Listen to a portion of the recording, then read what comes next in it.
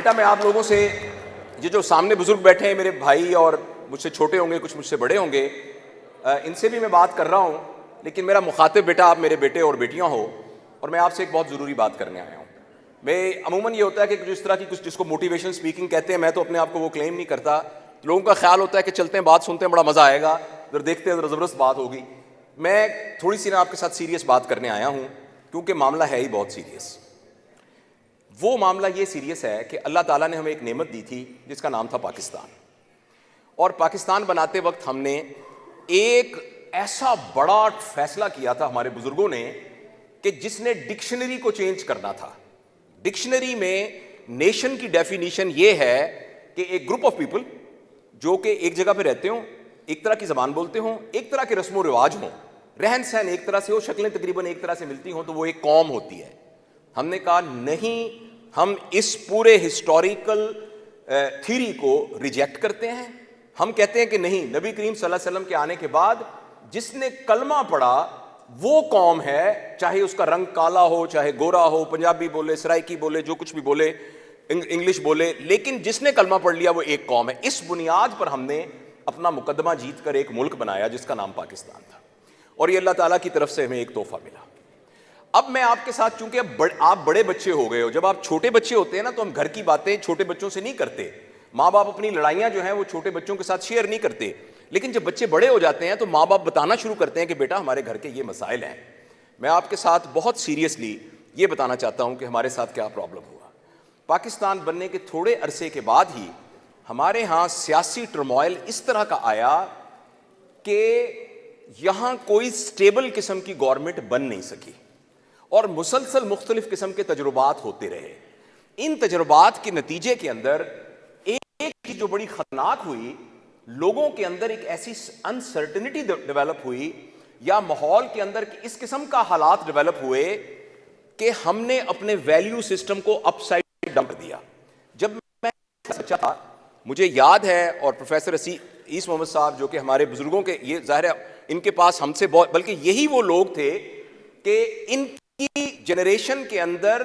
ہماری آنکھوں کے سامنے جب میں چھوٹا بچہ تھا، ایک آدمی جس کی پینٹ کے اوپر پیوند لگا ہوتا تھا، وہ سائیکل پر آتا تھا، لیکن سب کو پتا تھا کہ دفتر کا سب سے ایماندار آدمی ہے، اس کو دفتر کا ڈائریکٹر بھی کھڑے ہو کے ملتا تھا، محلے میں اس کی عزت ہوتی تھی، محلے میں لوگ کہتے تھے کہ ٹھیک ہے یہ عید اور بقرعید والے دن اپنے بچوں کو کپڑے بنا کے دیتے ہیں، اور ان کا سائیکل بھی پنکچر ہوا ہوتا ہے، مگر یہ بہت عزت والے آدمی ہیں، اور لوگ ان کی بہت عزت کرتے تھے، بہت عزت کرتے تھے۔ ہمارے اپنے پروفیشن کے اندر ہمارے پروفیسر اسکوٹروں پہ آتے تھے، لیکن ہمیں پتا ہوتا تھا کہ رات کے 12 بجے بھی وارڈ میں راؤنڈ کر رہے ہیں، کسی بھی وقت بلائیں گے وہ حاضر ہوں گے، لوگوں کے گھروں میں جا کے بھی مریض دیکھ کے آئیں گے، لوگ ان کی بہت عزت کرتے تھے۔ ہمارے ملک کا ویلیو سسٹم اپ سائڈ ڈاؤن ہو گیا، اور ایمانداری، دیانتداری، اس کی بجائے بنا کہ جس کے پاس پیسہ ہے وہ بڑا ہے۔ اگر فرض کریں ہم یہ کہیں کہ اس کمرے میں سب سے بڑا وہ ہے جو سب سے زیادہ ایماندار ہے، تو ہم میں سے ہر شخص بڑا بننا چاہتا ہے، ہم میں سے ہر شخص ایماندار بننے کی کوشش کرے گا۔ لیکن جب یہ فیصلہ ہو کہ ہم میں سے بڑا وہ ہے جس کے پاس پیسہ زیادہ ہے، تو پھر ہر شخص پیسہ حاصل کرنے کی کوشش کرے گا۔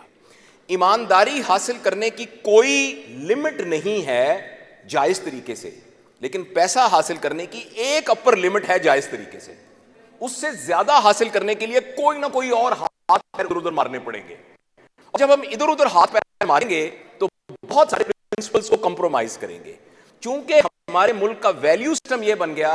کہ جو بڑی گاڑی میں ہوگا وہ بڑا ہے، وہ پیوند والی اب نہیں، اب جس کے پاس برانڈڈ سوٹ ہوگا وہ بڑا ہوگا، وہ جس کے وہ جہاں سے بھی آئے گا اس سے کوئی غرض نہیں ہے، لیکن جس کے پاس پیسہ زیادہ ہوگا وہ بڑا ہوگا۔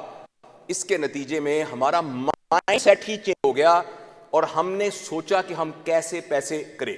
اکٹھے کریں۔ میری جنریشن اور مجھ سے ایک سٹیپ اوپر جنریشن سے یہ بنیادی غلطی ہوئی، اور میں انڈیویجول کی بات نہیں کر رہا، ہمارے ہاں انڈیویجول ڈاکٹر ادیب الحسن صاحب، امجد ثاقب صاحب، ڈاکٹر عیس محمد صاحب، اس سے بے شمار لوگ موجود ہیں کہ جن کی برکت سے یہ سارا کچھ چل رہا ہے، لیکن اجتماعی طور پر میری نسل جو اب 50-60 سے اوپر ہے، اور مجھ سے جو بڑی والی نسل تھی، کم از کم میں اپنی نسل کی بہاف پر آپ سے معافی مانگتا ہوں میں اس بات کا اعتراف کرتا ہوں کہ ہماری نسل نے اور ہم سے پہلے والی نسل نے وہ رسپانسبل ہے ان لوگوں کے جو اب ہیلمز آف افیئر میں ہیں. جو آج ایک بندہ 50 سال کا ہے, آج سے 40 سال پہلے اس کے ابا اور امی نے ایک بنیادی غلطی کی,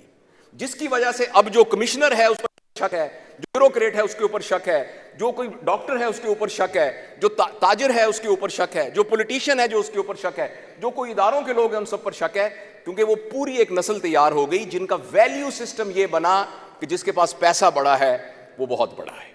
اور وہ سارا کچھ آپ کے اندر بھی انکارپوریٹ کیا, کیونکہ میں اب پیرنٹنگ کو ایز اے سبجیکٹ پڑھاتا ہوں پوری دنیا کے اندر,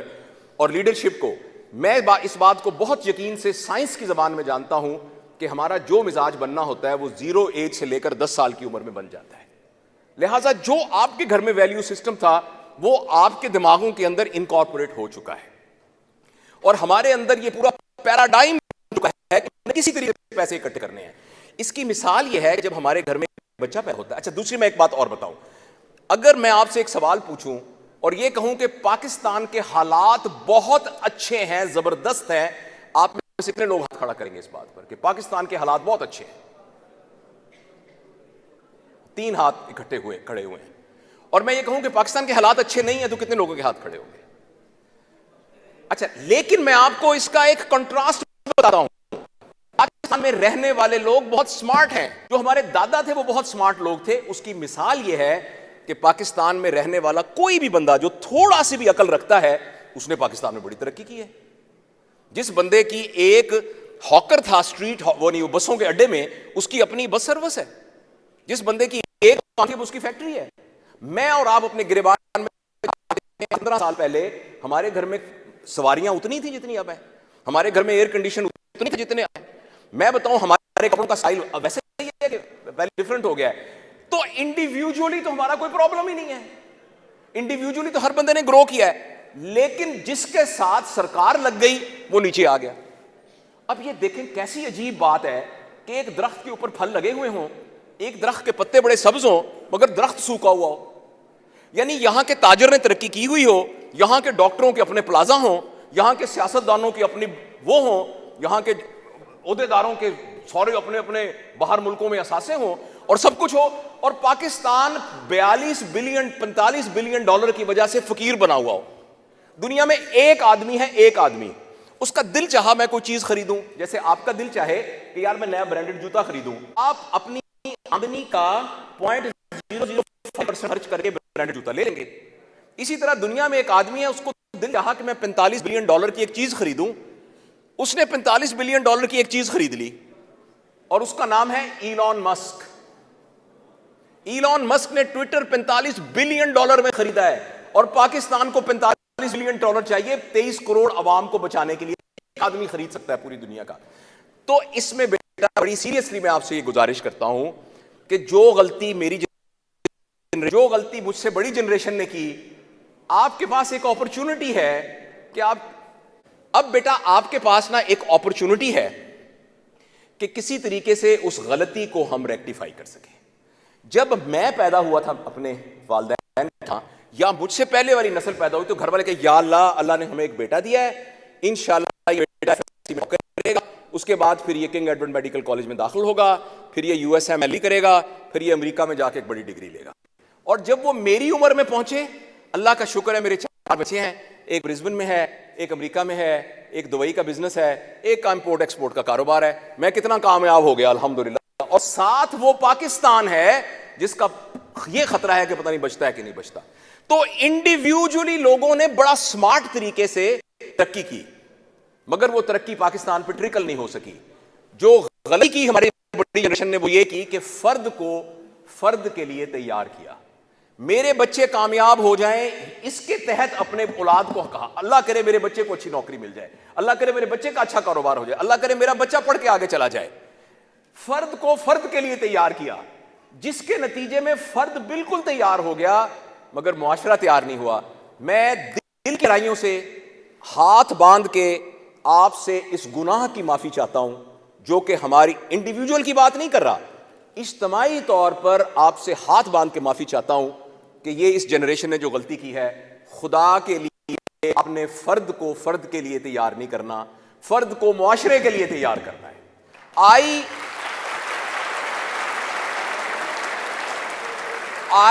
می اور مائن کے لیے تیار نہیں کرنا، وی آور اور اس کے لیے تیار کرنا ہے۔ اور مجھے معلوم ہے آپ کی بھی پری کنڈیشننگ ہوئی ہے، آپ کے اندر بھی اسی طرح کا وہ زہر ہے جو کہ میرے اندر اور میرے سے پہلی نسل کے اندر ہے۔ میرا ٹارگٹ آپ نہیں ہے، میرا ٹارگٹ یہ ہے کہ آپ سارے کے سارے پوٹینشل پیرنٹس ہیں۔ میں آپ سے یہ گزارش کرنا چاہتا ہوں کہ جب اللہ آپ کو اولاد دے تو مہربانی کر کے وہ غلطی نہ کرنا جو ہم نے غلطی کی ہے۔ آپ نے اپنی اولاد کو فرد کے لیے تیار نہیں کرنا، اس کو معاشرے کے لیے تیار کرنا ہے۔ جب آپ کو اللہ اولاد دے تو آپ نے اس کو یہ نہیں کہنا تم نے ڈاکٹر بننا ہے، تم نے انجینئر بننا ہے، تم نے وہ سب کچھ بننا ہے، اللہ کرے آپ کے ہر بچے کے پاس اپنا ہیلی کاپٹر ہو، لیکن آپ نے اس کو یہ کہنا ہے کہ تم لارجر دین لائف کام کے لیے پیدا ہوئے ہو، تم اللہ کے بندے ہو، تم نبی کے امتی ہو، تمہارے ذمے پوری کائنات کو سنبھالنا ہے، تمہاری زندے پورے گلوبل پرسپیکٹس کے اندر تم نے کام کرنا ہے۔ یہ چھوٹی چھوٹی چیزوں کے اوپر تم نہیں ٹل جانا کہ مجھے 2 لاکھ کی نوکری مل گئی ہے، مجھے 6 لاکھ کا میرا کاروبار ہو گیا ہے۔ میں ہرگز یہ نہیں کہہ رہا کہ آپ نے ان کو درویش ملنگ بنانا ہے، لیکن آپ دنیا میں جتنی مرضی ترقی کریں، لیکن وہ غلطی نہیں کرنی کہ صرف اپنا ہی ٹاور بنانا ہے۔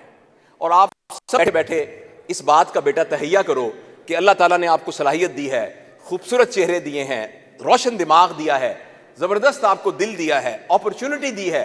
اور ایک موقع دیا ہے اس ملک کے اندر کہ انشاءاللہ العزیز آپ نے اپنی زندگی کو مجاہدانہ طریقے سے گزارنا ہے۔ مجاہدانہ زندگی کا مطلب کیا ہے کہ آپ نے جب اس دنیا سے جانا ہے، اللہ آپ کو لمبی عمر دے، تو آپ کی پوری دنیا میں ایفرٹ کے بینیفیشری صرف آپ کے بیوی بچے نہ ہوں، بلکہ ایسے لوگ ہوں جن کو آپ جانتے ہی نہیں ہیں، جس کو ہم جانتے نہیں ہیں، جس کو ہم لارجر دین لائف کہتے ہیں۔ آخری بات جو میں آپ سے عرض کرنا چاہتا ہوں، پھر 15 منٹ میں اگر کوئی سوال پوچھنا چاہیں تو میں حاضر ہوں گا۔ آخری بات بیٹا جو بڑی ضروری ہے، جو میری نسل اور مجھ سے پہلے والی نسل نے غلطی کی، انہوں نے اس پیسے کی دوڑ میں کچھ گناہوں کو، کرائمز کو پاکستان کا نارم بنا دیا اور لوگوں کے دلوں میں ڈال دیا کہ پاکستان میں تو رشوت کے بغیر کاروبار ہو ہی نہیں سکتا، پاکستان میں تو جھوٹ کے بغیر گزارا نہیں ہے، پاکستان میں تو جب میں اب سرکاری ادارے کا پرنسپل رہا ہوں، سر تو میرے استاد جانتے ہیں کہ کس طریقے سے سرکاری پیسے کی خرد برد ہوتی ہے۔ آپ نے یہ مائک خریدنا ہے، یہ مائک جب سے خریدا ہوگا 100 روپے خریدا ہے، یہی جب سرکاری ادارے میں خریدا جائے گا تو 500 روپے کا جائے گا، وہ پیسے کہاں جائیں گے؟ وہ فرد کی جیب میں جائیں گے، معاشرے کی جیب سے نکل کے، اس لیے فرد گرو ہوں گے۔ اسی لیے آپ نے کوئی بندہ ایسا نہیں دیکھا ہوگا جو پالیٹکس میں گیا ہو اور اس کا بزنس گرو نہ کیا ہو، آپ نے کوئی بندہ نہیں دیکھا ہوگا جو بنا ہو اور اس کے ایسٹس نہ بڑھے ہوں، آپ نے کوئی بندہ ایسا نہیں دیکھا ہوگا کہ جو کسی سرکاری عہدوں پہ گیا ہو اور نہ بڑھا ہو، لیکن اسی ادارے کے دفتر، اسی ادارے کا دفتر نیچے کا نیچے جا رہا ہے۔ مثال کے طور پر آپ ابھی کسی پرائیویٹ بینک میں جائیں، فلاح بینک، فیصل بینک میں جائیں، آپ ایک سمارٹ سا لڑکا اور لڑکی آگے، السلام علیکم سر، کیا سر حکم کریں سر، یہ چیک، جس طرح بیٹھے سر کافی پئیں، اور ابھی آپ نہ سرکاری بینک میں جائیں کسی، وہاں نہ کچھ لوگ بیٹھے ایسے نوٹ گن رہے ہوں گے، جائیں گے، ایسا لگے کہ دے آر ناٹ۔ اسی طرح سرکاری اسکول میں چلے جائیں، پرائیویٹ اسکول میں چلے جائیں، سرکاری دیکھیں ٹی سی ایس شہر ٹی سی ایس ہوتا ہے، اتنا بڑا پوسٹل سروس ہے ہماری جس میں ایک سی ایس ایس افسر لگا ہوا ہوتا ہے، وہ پوسٹل سروس کو کوئی جانتا ہی نہیں ہے، ٹی سی ایس والا اتنا پوری دنیا میں کاروبار پھیلا رہا ہے۔ سرکاری میڈیکل کالج میں لیب ہوتی ہے جس میں کروڑوں کا اکوپمنٹ پڑا ہوتا ہے، پتہ لگتا ہے ریجنٹ ہی نہیں ہے، اور ایک پرائیویٹ لیب ایک غسل خانے میں بنی ہوتی ہے، اس لیب کا کبھی کوئی مشین خراب ہوتی ہے اور پورے شہر کی وہ سپلائی کرتی ہے۔ اس لیے فرد بڑا سمارٹ ہے،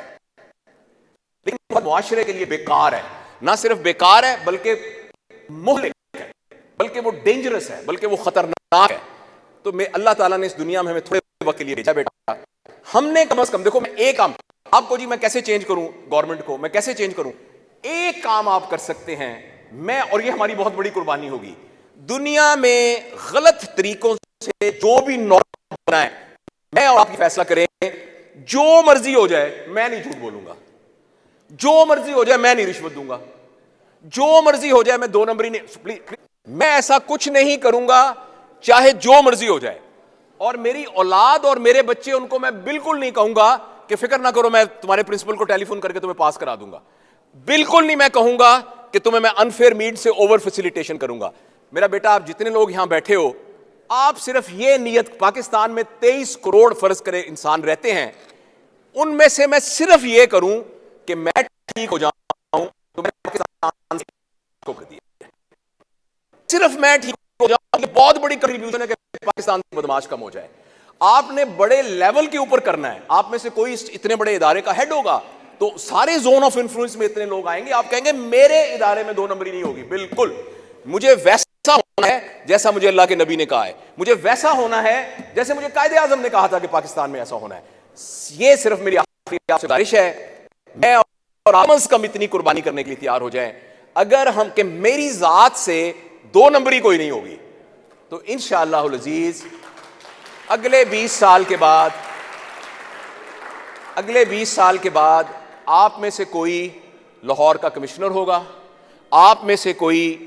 سپریم کورٹ کا جج ہوگا, آپ میں سے کوئی واپڈا کا ڈائریکٹر ہوگا,